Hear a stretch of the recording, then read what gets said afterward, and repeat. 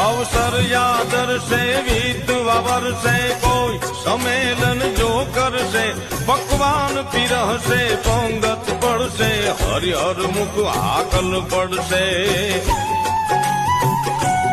એ સતમાર્ગ ચડશે ભણતર ભણશે વ્રણચારણ પ્રગતિ કરશે આ વખત યમાણી મઢડા વાળી સોનલ માડી સાંભળશે તેથી સોનલ માડી સાંભળશે